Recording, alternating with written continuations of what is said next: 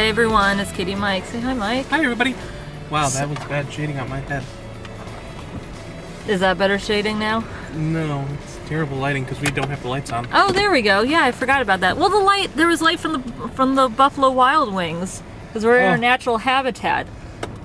Is Buffalo Wild Wings our natural habitat? Well, northern Illinois-ish is.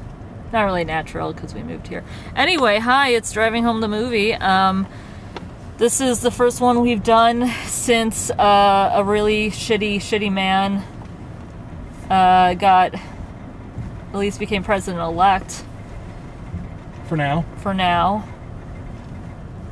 God, I don't want to watch this video in the future because I'm afraid of what it's going to be like in the future. By the way, we haven't done our podcast yet. We should probably do that at some point. We just have been really fucking depressed. And busy. We have been busy. I mean, it's not just the existential dread that keeps popping up time and time again. So we were like, okay, we need to watch a good movie that will not make us sad, or at least what I've heard is uplifting. We were going to choose between one movie and Moana, but Moana comes out on Thanksgiving. So I went with our other alternative, which is The Arrival. Which was, again, it wasn't a movie we didn't want to see. It's just that, like, okay, we need something positive. And I've heard it's positive, but it also looks pretty serious. But I've heard it's positive. And happy. And has a really good message and stuff. So we went to see it. My first consensus is, why isn't Amy Adams in everything? Why? Because she's so good. She's so good. And she's not in nearly enough movies that are this good. Yes? Oh yeah, totally. This movie was really great, and I don't know how long I can talk without doing spoilers on it. I know. There are lots of twists in this movie. Well, not really lots of twists, but there's like a very particular twist that's definitely telegraphed. But it's also not really made specifically clear until pretty late in the movie. Essentially it's about a woman who is a language professor. She is an expert in her field, and about 48 hours after these alien pod things come down to Earth, these gigantic, like, kind of almond-shaped, I would say, pods. The government contacts her and says, we need you to translate this. And she's like, I can't translate off of a video recorder. They're like, well, we're not getting you anywhere near the site. And then she basically convinces them, like, if you want my help, you're going to have to do this. And so the majority of the movie is, because there are 12 different of these crafts, and they're all over the world, and it's a mix of trying to understand their language, which is a very specific language, and very written language, and so between that and then also trying to navigate political waters, basically, and trying to work together with other governments around the world who are also dealing with that. So that's the basic premise, and we're trying very carefully to tiptoe around actual data in it. Do you want to maybe? You gotta keep. I'm on Mike's phone with the cast list, and he has. And it keeps going to, it keeps locking on me because my finger's not on it. So let's talk about the cast, because I don't think there are any real spoilers in the cast, as long as we don't talk about stuff that happens later in the movie. So again, Amy Adams plays the lead character, Louise, Dr. Louise Banks, as it says on her cast list, or on the cast list. She's just really, really good in this movie. She gets to be the proactive one. She's incredibly smart. There's a lot of, they make a big deal out of the fact that just being in the alien's presence is, like, it is terrifying, and it is very, like a physical toil on anybody else, on like all of them. So while she is shaking and like very, like it's very unreal for her, that's what it's like for all the other characters too.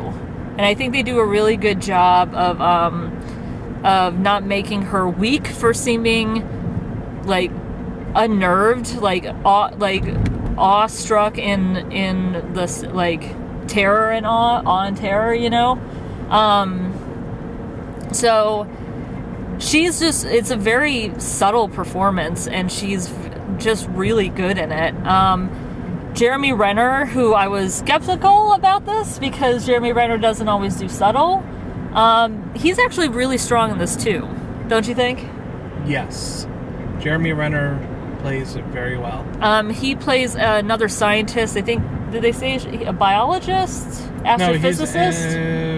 No, he's not astrophysicist, but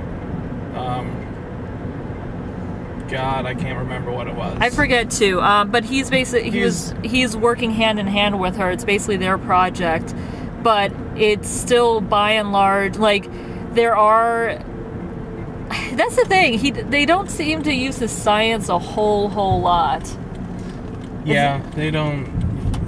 Like he gets some early lines about, you know, oh, why would they, you know, in the atmosphere and the technology stuff, and like, oh, he comes up with some one-liners very early on, but then but the interesting thing about this movie is that it really is her show. I mean, he backs her up. He's listening to her ideas. He's working with her sense of language and is taking her advice. It's really interesting because I could see a lesser production having the roles reversed and having a male character be the language and the female character being the science, and the female character backing up the male scientist. And it would be terrible. Like, it would be so... It would not work. And here it works because... Yeah, I mean, it just works. Forrest Whitaker plays the Colonel, and he's just a really, really good actor. He was great in this. He has a really good presence. There aren't that many other characters. At least named characters. There are actually several young actresses who play Amy Adams' daughter, who is in the very first scene of the movie. You see a pretty quick succession of basically her daughter growing up, and then, I mean, it's in the first, growing up. So there's several actresses, and I will say, I did notice after, I was like, pretty sure these are different. There's several. So that was. But we keep getting scenes with her throughout the movie. Yeah, we do. We get lots and lots of scenes with her. I don't think anybody else, except for like some army people, I don't think anybody else is actually named. Mostly it's a small cast, except for the one, what is it, FBI guy? Is that? I'm looking through. There was like one FBI guy. Maybe he was NSA or something? I don't remember. I think it was Captain. Is it Captain Marks? That sounds right. Could be. He's like the 6th person down on the list, but he was okay. He was kind of smarmy. He's the general dissiding. We've got negative opinion guy. Yeah. Like the first thing you hear him say is that they couldn't figure out why it takes them so long, or something along those lines. And Jeremy Renner's character says maybe it's because our atmosphere is so different that they have to change the atmosphere for us to go up. And the colonel or whatever, or the captain guy, is like, oh, so they could they could actually like kill us at any moment. Yeah, at any moment. It's like, well, that's a really big leap. I mean, they haven't. Like, yeah, but they could. And it was like, oh, so that's his role. His role is the dissenting, they're probably dangerous and want to kill us role. Which, To be fair, I can understand why someone has to have those questions. It just kind of sucks. So the really interesting thing about this, I really liked how it felt very. It felt like hard science fiction where it's mostly. It feels much like it could be nearly from our same time and only very specific changes are made. Like Moon is a good example of that, where it feels very grounded in reality besides like some really specific what-if sci-fi elements. And this feels very much like hard sci-fi, which is something that I like. I like when it's like, what if this happened? And what would we realistically do about it? This movie is probably more optimistic, especially considering that it was made before the last 2 weeks of awfulness. But there's still this sense of like, okay, this is how these scientists would start to break stuff down. I will say, like, what Amy Adams tries, it is shocking to me that they're like, oh yeah, in 2 days or like 2 or 3 days, no one else tried this already. Specifically, I think I can say this. One of the first things she does as kind of we gotta try doing this is, instead of saying something, actually writing out on a whiteboard. Now that you've pointed out what would be the first thing we'd do, I now remember Independence Day and they send that helicopter with the headlights on it. Yeah. Also, we've all seen Encounters of the Third Kind, right? Like, come on, you guys. We all know that like visual language is a thing that aliens could have. I guess you could chalk it up to because it's every 18 hours? Isn't it like every 18 hours it opens up? I think it was like 18 hours. Yeah, which by the way, now that I think about it, that makes total sense why they're all disoriented all the time, and it's messing them up because they can't even stay on a regular They're on an 18-hour cycle. Yeah, they're on an 18-hour cycle, which means that they can't get their REM sleep must be all messed up and everything. Like, that makes a lot of sense now.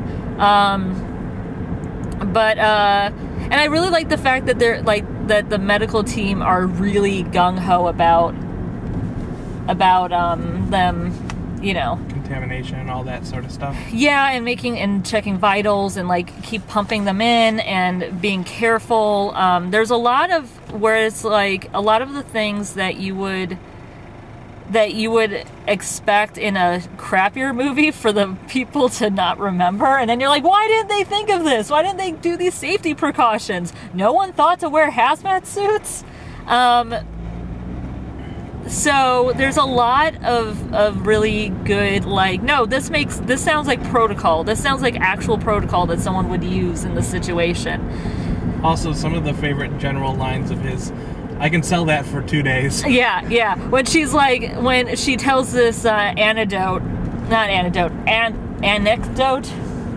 I can't talk today. That convinces the general. Oh yeah, there was one of the only lines that I did not like. So it was talking about how I don't want to give away too much of the story, so I'm going to keep this short. But it was talking about an explorer and an explorer misunderstanding some of the natives, like a European explorer misunderstanding natives, and how we need to be, and basically the lesson being we need to be very clear about how to speak to them, and if that means it's through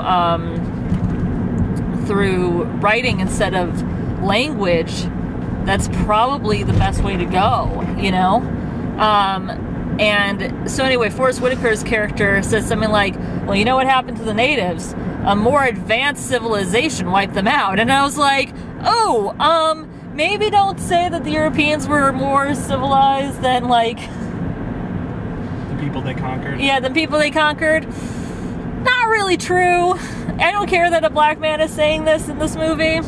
Still not true. Like, that's kind of a Western-centric view of the world, and that's kind of inappropriate in a way. It was a very small thing, but I was just kind of like, did we need that? I think, like I said, in the last, basically throughout this month, has made me just go like, maybe we can't. Well, throughout the whole movie, they're trying to build the tension of, are they going to attack? If there was all. I know these it was just the metaphor. I know, but they could have just said, you know what happens to the natives, and then left it at that. Because, like, oh yeah, the people that they were talking to. Very true. You still get the thread across. you get the thread across. It felt like it was just a weird thing. Anyway, point being, no, actually, the majority of it, it's really, the sound design is really good. I want to talk about the sound design because you see and hear things almost entirely from Amy Adams' character's perspective. Except for a couple scenes involving some of the soldiers around the base. But by and large, this is just from her point of view. And it's kind of brilliant. Like, there's some really... I know Mike didn't like all of the visuals in that. But, like, there's a scene when they first pick her up to go to the sighting. And she's in the helicopter, and they're trying to talk to her, but she doesn't have the headset on yet. And it's only when she has the headset on that we, as the audience, hear what they're trying to say. And it sets you up to be like, no, she's your literal point of view character. Point of view character. What? The only point of view character. Yeah, except for, again, those, like, few handful of character moments. So there's a lot of you seeing it through her eyes, which comes back later when she starts to confuse things with reality because of a bunch of factors, but not least of all because of, like, just being around the aliens. It screws up with her reality. Again, I'm being vague, but it's like a big element of this movie is her senses and what she's sensing now. And the movie does a really good job of having you see things through her eyes so that when those things come, you're right there with her. And again, you don't see that very often. You don't see a movie like this where the point of view character is so distinctly the female character, you know? Nor just a single point of view character. Well, that too, but having a female character in this kind of role, especially without it being like a rom-com or something. Yeah, it's also very rare. Yeah, it's very rare. And they do a really good job of centering her as, like, the person in this movie. But still doing it in a way that, again, she's very active. Like, she is the person coming up with a lot of the ideas. She's the one driving a lot of the progress of the project. She just does it's a really well-written role that I'm glad is by an actress that I like this much. The other thing I will say is the alien designs, while stuff that we've seen in kind of in different forms before, I've definitely seen kind of stuff similar to it, but I liked how they decided to go with the way that they learn language, which was really interesting.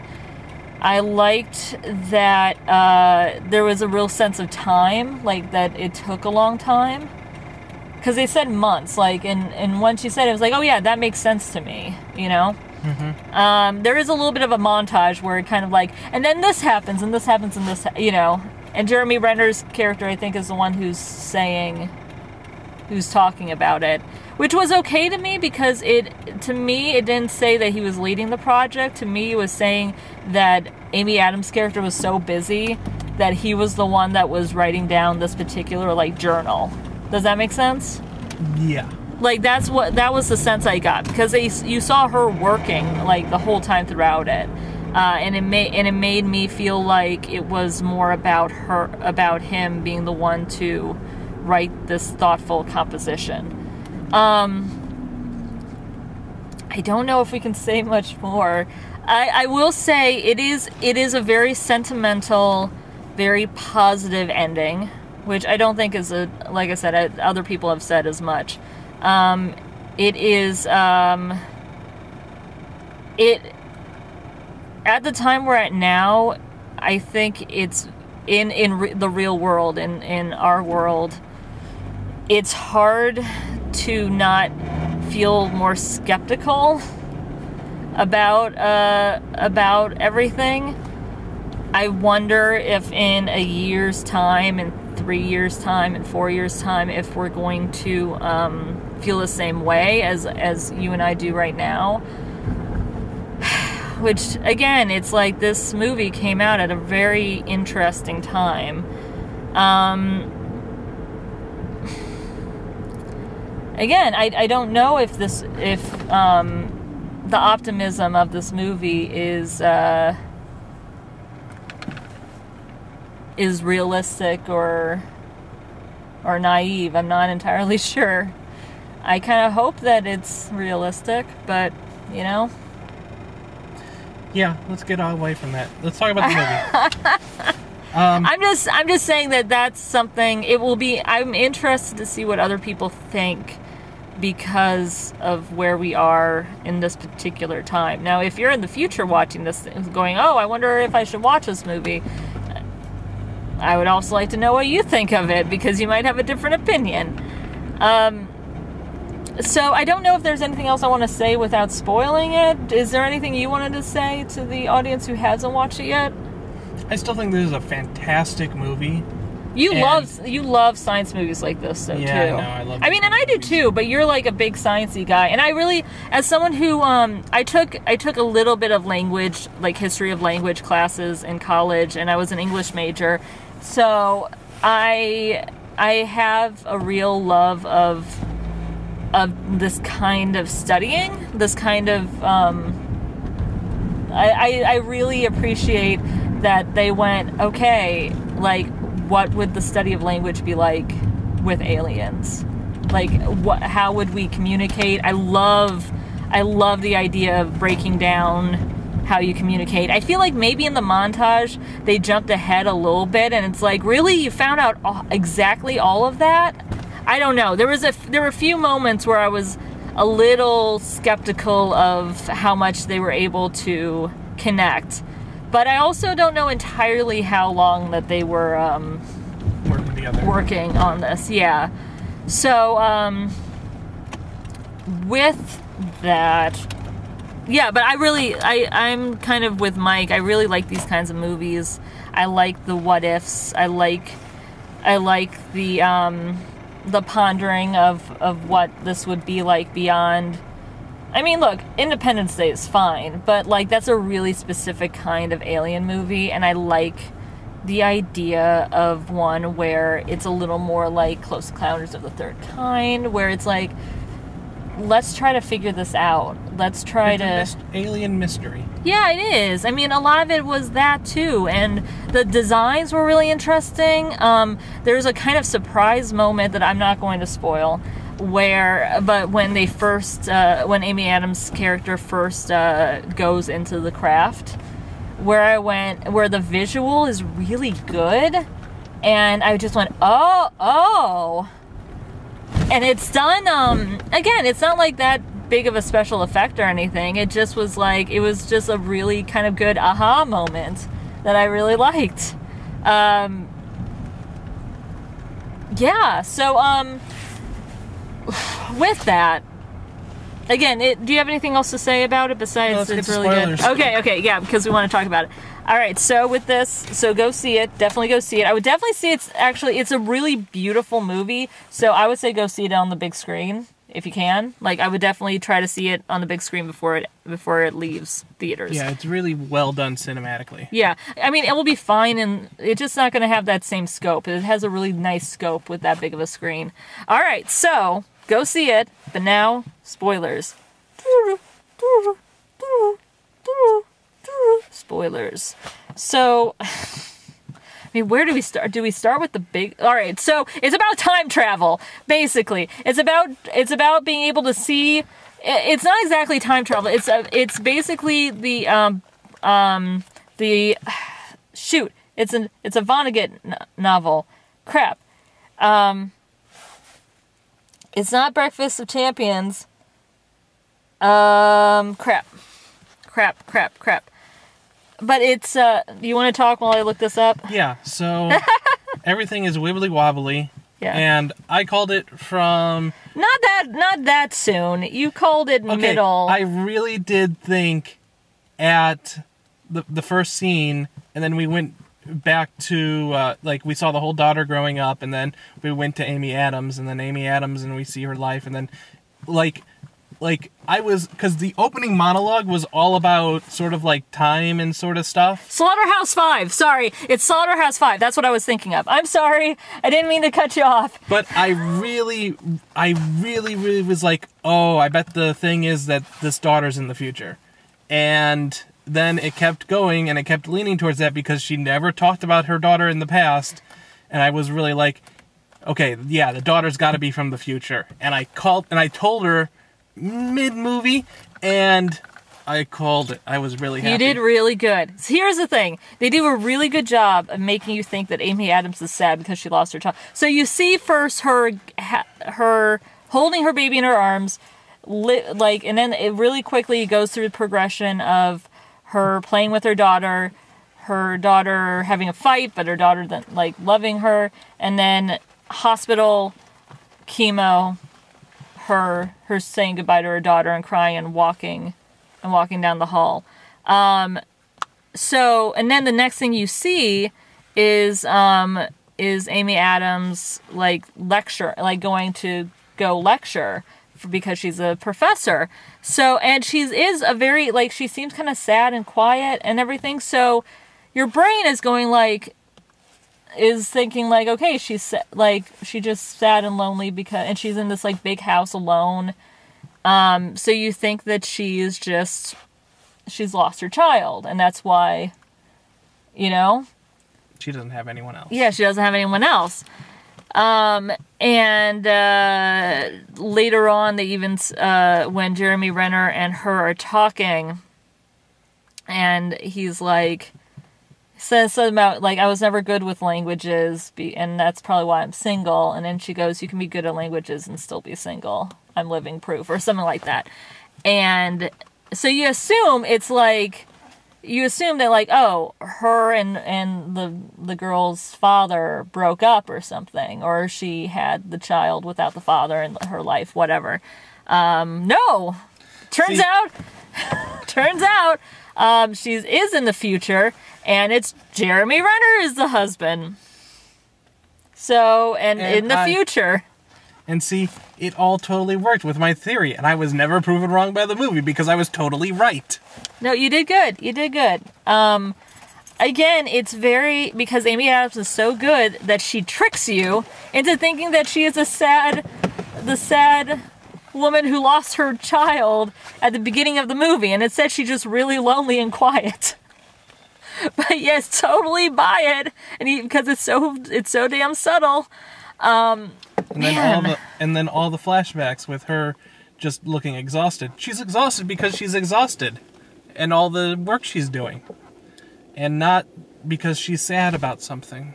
Yeah. So basically, the reason why, and she keeps seeing flashes of her daughter in the future, but we don't actually know if she sees those flashes. She does. I think she does.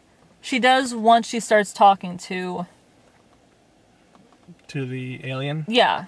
That's supposed to be. That's the whole point. Is that she's been seeing the daughter. Could be. No, I think that has to be it, or else why would we see those flashes? Those are our point of view is directly from her. Yeah, that's a good point. So this is what I think. So they've basically she sees these flashes, and that's why she doesn't tell anyone, because she's like, I see this girl that I don't recognize. And she keeps seeing it, and she keeps seeing weird, and there's a weird disconnect. So she'll hear the and you notice this early on, because I remember some a beeping or something, some kind of weird high pitched noise. And I couldn't figure out what it was when they're but it was actually the bird. You start to hear bird chirping. You start to hear the bird chirping, at different points when the bird's not around, because they brought a bird up like it's a canary in coal mine. Yeah. So you start hearing that, and then there's a weird disconnect where she starts seeing things that she shouldn't be seeing, starts seeing things out of order. You think that she's having weird, like, very lucid dreaming, like, flashbacks to her daughter's life, which is the thing. That's why I got, because I was thinking, if it is about time, maybe she's going back in time. Like, that's the implication, right? But it's not. She's actually going forward in time, and it turns out that she can actually, like, it basically, again, if you've listened or watched Slaughterhouse-5, not watched, but read, I'm sorry, it's so late. If you've read Slaughterhouse-5, it's very similar to that. I think the only thing is, I don't think she can actually go back in time. Like, not actually. No, I think she can only see the future, or perceive. No, she can change it, because there was that part in the future where, remember where... But see, this is the thing. We don't know if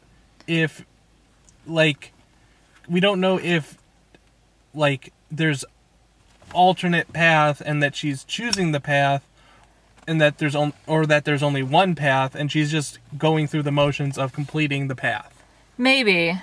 Because we don't know if it splinters, or if there's different options or choices. I think it implies that there is a path, and that she's choosing to take it. Yeah, I'm gonna have to rewatch. It's a tough thing to figure out. So I don't think it ever actually explicitly goes, because I don't think they ever show anything that's like doesn't happen, if you know what I mean. Well, the only thing I can think of is when her daughter asks her about the word, like she's trying to think of a word. Mm-hmm. And then Jeremy Renner's character then gives it in the past. Gives it in the present, and then it's like she jumps forward to tell her it. So is it... I'm just saying, like, I feel like it's a 50-50 thing of whether she remembers to say it and experiences it, or whether it's... I thought that implied that she's going to the future to say it. Does that make sense? That it's not just her experiencing it, it's also her saying it. Yeah, but I still kind of think that maybe it... We're gonna have to rewatch this. I know. I think it's that there is one path, but she's just navigating down it, rather than there's alternate paths. Because if there's alternate paths, the aliens want us to be ready to help them in 3,000 years. So, I mean, yeah. So I mean, which, by the way, would they leave then that now? is the most aggravating thing about this movie. I'm like, what happens in 3,000 years? What happens? You just leave, come here, give us your language, and then leave? What does that even mean? What does that mean? And I know it's like they're trying to leave it open, which is fine. I get it. There are too many movies that try to close everything up in a nice little bow, and this movie kept it open-ended, and that's fine. But it's like, I want to know what it means that they, I mean, obviously they have to know that, God, it's driving me nuts. Like, and then, do they know everything about the future? And if so, why did... Well, if their lifelines are like 10,000 years, I mean, waiting another 3,000 years could be like a couple weeks. Yeah, I have no earthly idea, but that's the thing. Like, do they know everything in the future? And if so, why did they have to do it this way? Did they learn our language? Like, they must have learned our language because they could hear when Amy Adams was asking questions. They figured it out. Oh, God. It just, like... I still think it's a good movie, don't get me wrong, but I'm like, I have, like, a billion questions, and it's driving me nuts that I don't have any answers for them, because there's so many things about this movie that has me going, like... have me, like, remembering it. So... Also, hang on a sec. If they're also detached from time, and they know in the future we figure out their language... So, because we have to work together, do they then know, like their whole thing's about giving weapons and stuff like that? Maybe that actually is a weapon type of thing. Like, because they would already know in the future that would be weapon and it would be perceived that way. That's what I'm saying! Why didn't they make it easier if they can sense the future? Yeah. Oh God, it hurts so much. I don't know what to do. Like if the gift was their language all along, you know, why would they use weapon and tool, like the whole thing? You know, why would they say weapon? It was a thing to get us to be distrusting of all the countries again, and then like just to provide a narrative to bring us all back together. It goes back to why. That's the thing. Why did they split it up into 12? And Amy Adams' only thing is maybe they want us to work together for once. Maybe that's how we learn. I mean, I wonder if some of it is just that. I mean, and then you're getting into the whole fate versus fate, destiny versus like choice thing and everything. But I mean, part of me thinks that it's like that it's so that because they need Amy Adams to specifically learn the language in order to understand. You know what I mean? Like, they have to make it hard for us in order to get us to do the thing because they can't just give it to us. Mm-hmm. Which in some ways is kind of condescending, you know? Mm-hmm. But, you know, whatever. So, I can't think of anything else off the top of my head. But that's just me. What do you think? There was a lot in this movie that I really, really liked. And it had that same feeling of, what's the Doctor Who episode? Don't Blink a bit?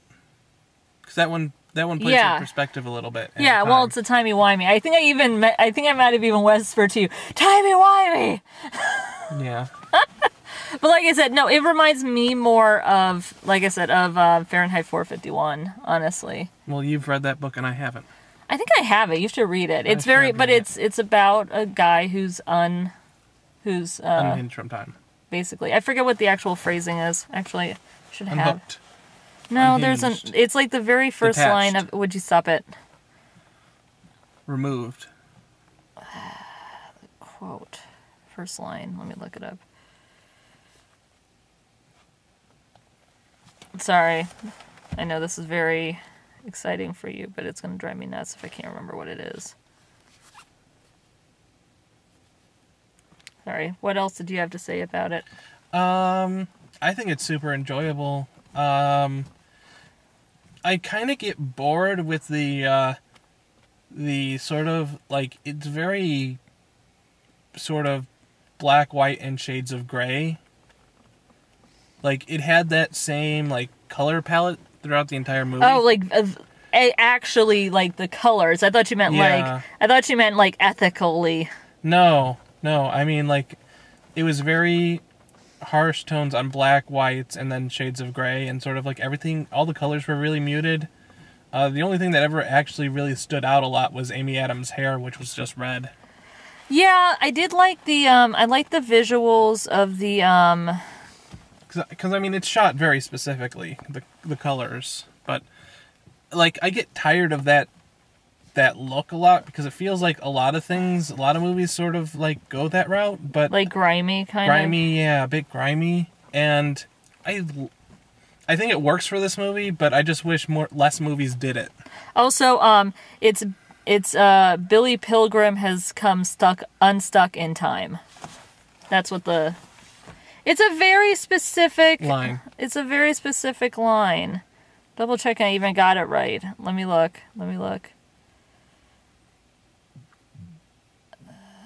Yeah, I still can't find it. I think it is Billy's, has become unstuck in time.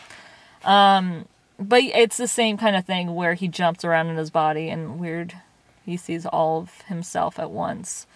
But it's very similar to this in terms of that. Even though Amy Adams is experiencing like about 7 moments all at once. Or like rapid procession. Yeah.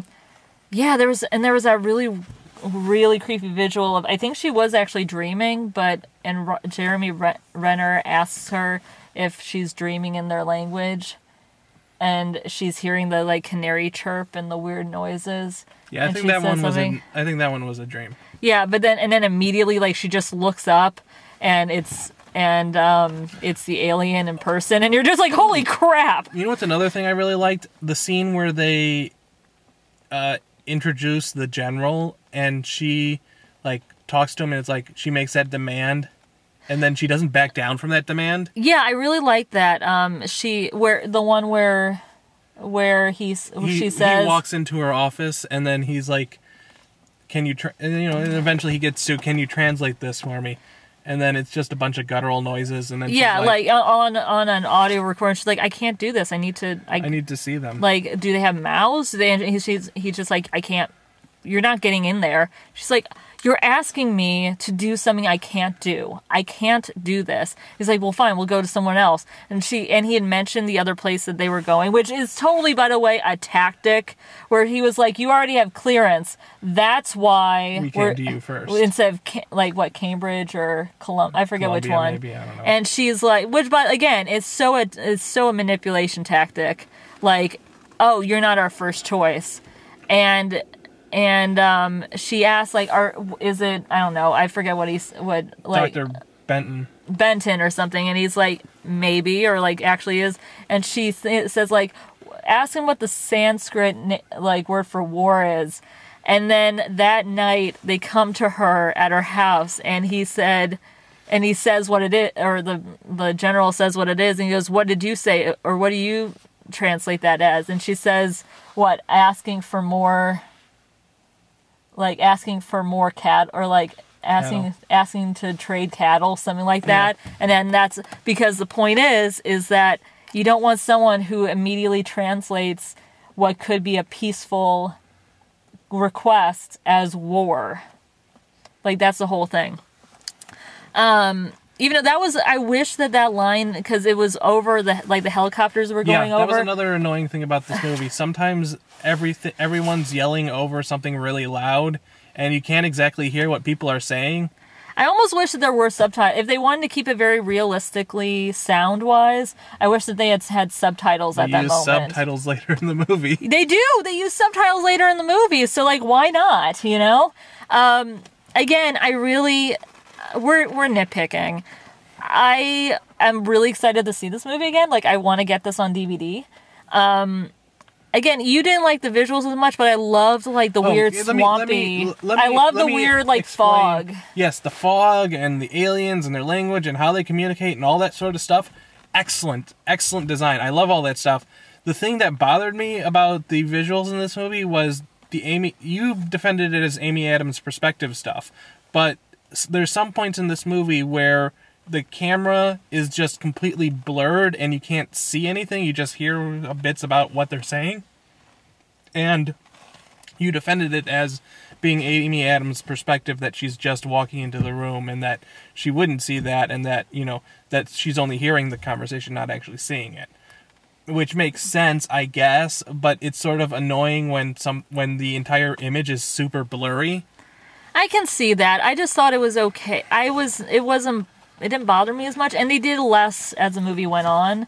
And I figured that some of that could just have been like they were trying to portray her nerves and her anticipation, especially at the beginning, and anxiety, because there are a lot of moments where I feel like it does a benefit to Amy Adams' performance, because if it had been just like a neutral point of reference compared to what they did with the cinematography, if they had just done a neutral one and she was freaking out, you wouldn't have connected with her. And it's so easy, especially for female characters, for you to think like, oh, she's freaking out for no reason. And instead it brought tension. There's also a really good, I will say, even though it's maybe done a little overboard, but so one of the things that happens is that because of a like wild news radio guy, some of that is talking about how they should just bring guns to the aliens and shoot them because they're probably here to attack us. They'll respond to a show of force. I mean, we just got through with an election that had some pretty big assholes talking like that. Like, it's specifically like news radio guys. Just guys whose last names rhyme with Thanity, maybe. And so, yeah, it was a little on the nose, but basically, like, the military guys get paranoid. Some of them do, some of the soldiers, and they plant a bomb on the ship. But then the scientists go up, like, immediately, and they don't see it because it's, like, off to the side, I guess, with other equipment. It's weird that they walk right past it, is what I'm saying. But I guess because at the time there was, like, it was right after they got a really unclear message about apparently what they called a weapon. What the aliens called a weapon, and they had to, like... and they wanted to reinterpret something. Yeah, they wanted to basically make sure that they were saying weapon and not, like, tool or gift, which it ends up being gift. Anyway, but there's basically this very specific scene of tension because we know there's I mean, it's literally how... The aliens also, if they're unhinged from time, they also know there's a bomb in the movie. You think that they would have, like, explained... Because they're talking... Yeah, even though they are tapping on the window on the screen, and they are trying to, like, do that. Like, they're clearly trying to say it, but it is one of those things where I'm going to have to rewatch and be like, okay, is the movie telegraphing this well enough, or is this just not a particularly, like, does this make no sense that they would do this? I did think that the tapping on the window was like, look behind you! Also, I'm sad for Abbott. I know, one of them went to the passing I forget how they phrased it. The dying process, was it? Death process? Yeah, something like that. Which, again, like, I want to know more about what the aliens' deals were, and it drives me nuts that we're probably never going to learn. But anyway, so Hitchcock had talked about specific kinds of tension, and, like, so if you, or, like, in suspense. So if if a bomb goes off, immediately in a movie, if, like, a bomb goes off, people get scared, like, people watching it get scared. If you tell the audience that the bomb is going to go off in 10 minutes, and there are people in the scene, that's tension. Mm-hmm. That's literally what happens here. It's the exact thing that happens here, is that these soldiers go, and the characters that we care about are in the scene, and they don't know the bomb's there.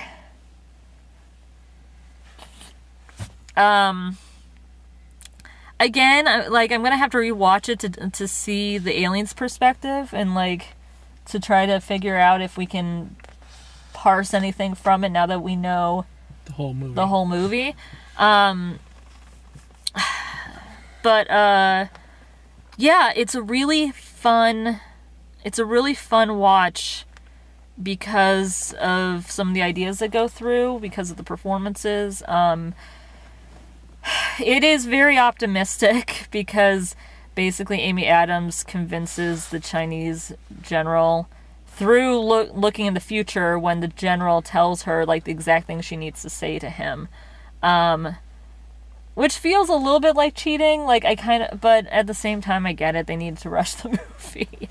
But basically the idea that, like, when the Chinese, and then also Russia, and I think another country I think it was Saudi Arabia, were going to attack theirs because they interpreted basically the message being weapon attack, you know? So she basically is able to call on his personal line and say the exact thing that she needs to say to get him to stop. And it ends with the implication that basically there is communication, cooperation between all of the different countries, united under this, like, new language that they've discovered that will apparently help save the world. It is very optimistic, because obviously we've seen... Well, we don't exactly know what the aliens need us for in 3,000 years.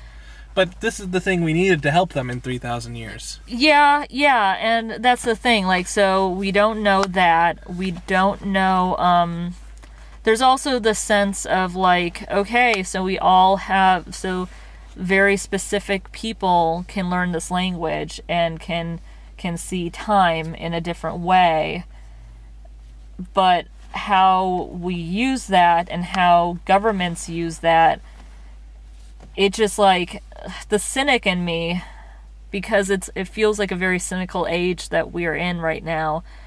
You know, questions how benevolent countries can be when everybody is afraid. Like, it's a movie that implies that we can get over our fear of each other.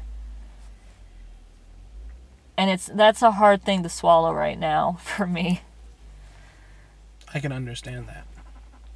It's yeah, like I said, I don't know how I will feel about this movie in 6 months. I don't know how I will feel about this movie in 4 years. It's a weird time for this movie to come out, quite frankly. But I also appreciate what it has to say. This is coming from someone who is trying to figure out the ending to a story that she's writing that is probably also a little too optimistic.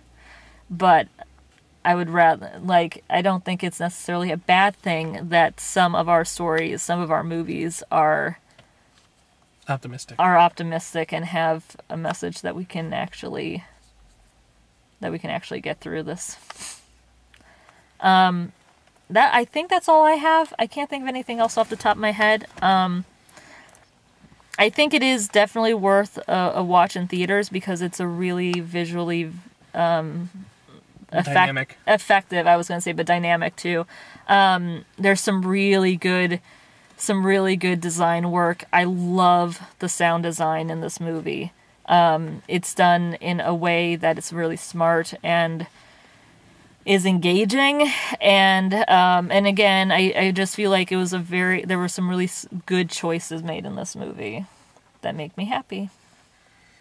Yeah, I think it was really good.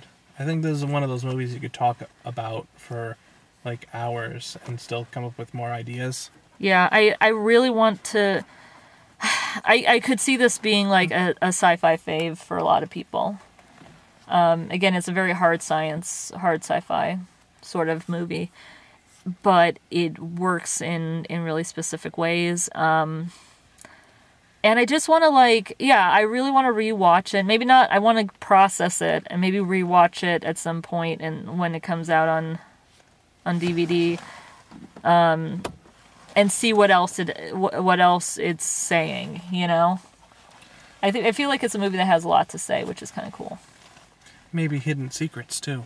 Maybe hidden secrets and things I didn't notice. Again, it plays with perspective, and so now that I have the perspective of the whole movie, I'm interested to see what it's like from a different, like, looking at the different point of view, you know? Yeah. So, I think with that, I'm good. Are you good? Yeah, I'm pretty good.